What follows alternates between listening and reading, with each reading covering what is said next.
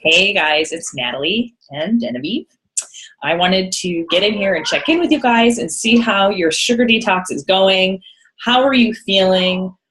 Was today a little better than yesterday? Are you having headaches? Are you lethargic?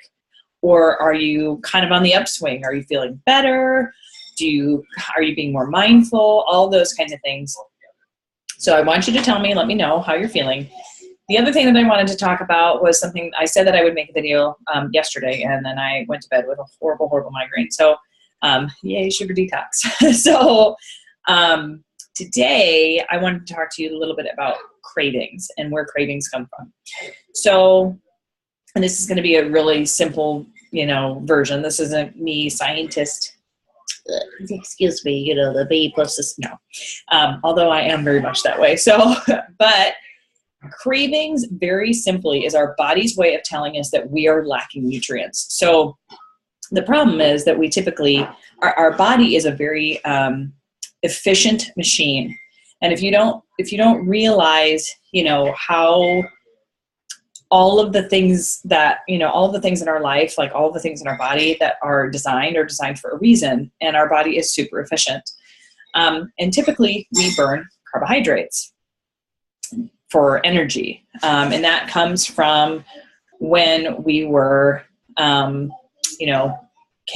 and cavewomen and during the Paleolithic era, hence the paleo diet, where we would go through times of famine. And so our bodies would store carbohydrates as fat because there was never like a consistent flow of food.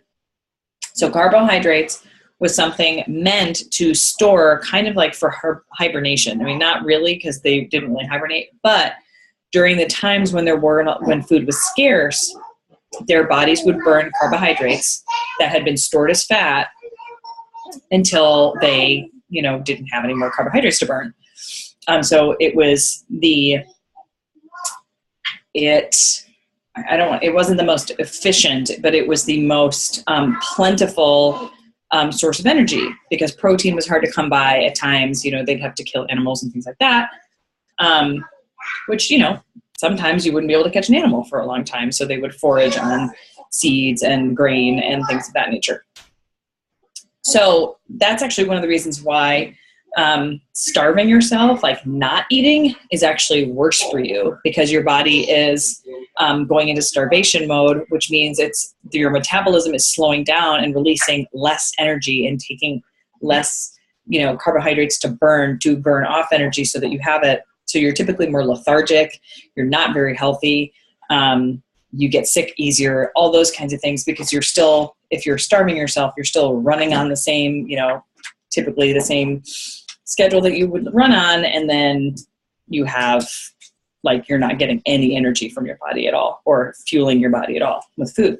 So, but our cravings are our body's way of telling us that we're lacking a certain nutrient. And because our bodies are such amazing, amazing machines, they want the quickest form of energy possible. And that is carbohydrates. They are the quickest and the easiest way to burn energy. But it's also very fleeting. So it's cheap and fast energy, but it's not lasting energy. Lasting energy comes from protein. Or our bodies burn protein for lasting energy. And that's actually why a lot of people are now into the whatchamacallit diet. What is it called? The ketogenic diet, to burn protein, to train your body to burn protein instead of carbohydrates. But doing that for long periods of time can actually be really damaging to some organs, because your body is not actually built that way. So having a balance of carbohydrates and proteins and all those kinds of things are really important. But if we eat too many because our body burns carbohydrates so quickly, it needs more and more and more and more. So that's why every time you eat a piece of bread, you have to eat the entire loaf. And why when you have a cookie, you need to eat the entire bag, those kinds of things, because your body is sending off a signal that it needs more, because it's still not getting the nutrient that it needs. So it's trying to get more and more and more and more. And as it does that, you're storing more and more and more fat. So that's why, you know, as Beachbody coaches, we really tout, you know, Shakeology, because that replaces all the nutrients that we're not getting, because our food these days, even when you eat whole foods, our food is about 50% nutrient deficient, more nutrient deficient than it was 50 years ago, just because of over farming and pesticides and all of those kinds of things that leach the nutrients from the soil.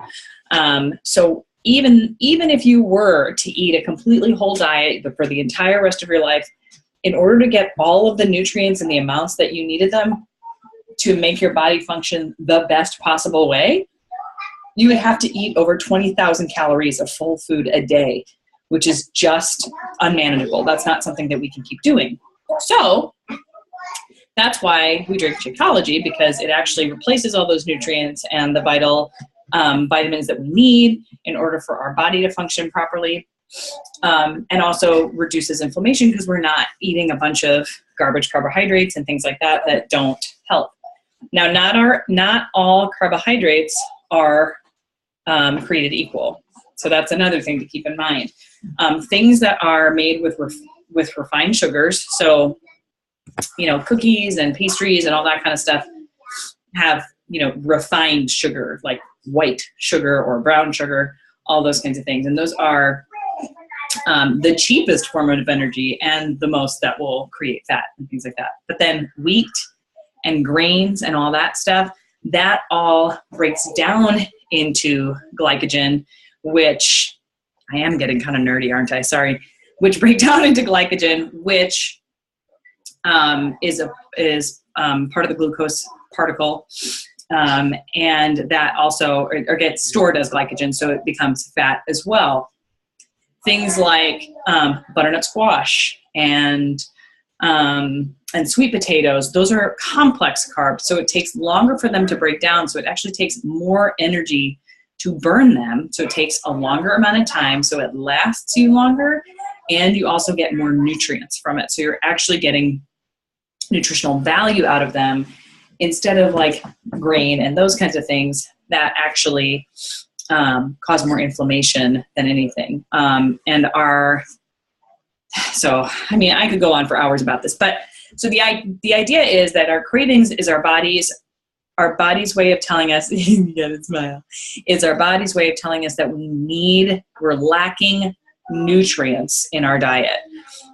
So don't grab, you know, a piece of bread, don't grab something like, grab some broccoli or some snap peas or carrots or something along those lines, because those are actually going to give you the nutrients and fill you up, instead of using carbohydrates that you're just going to have to continue to eat and eat and eat and eat and eat until you're sick, because you're not getting the nutrients that you need. Sometimes a little bit of knowledge of why our body is doing this and what, you know, that signals makes it easier for us to make better decisions. Sometimes, you know, just knowing that, oh, you know, I'm craving chocolate chip cookies right now, must mean that I need, you know, I'm needing some fructose, or I'm needing something like that.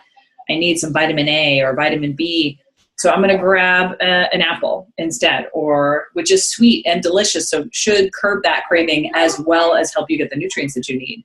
Or have a banana, or man, you know, like I am really cold and I'm really hungry. Like I'm cold and I want, you know, bread to warm me up. Well, you probably don't have enough protein in your diet. You probably need to get a chicken breast or bacon, make some bacon, because that's actually some good fat to have, things like that.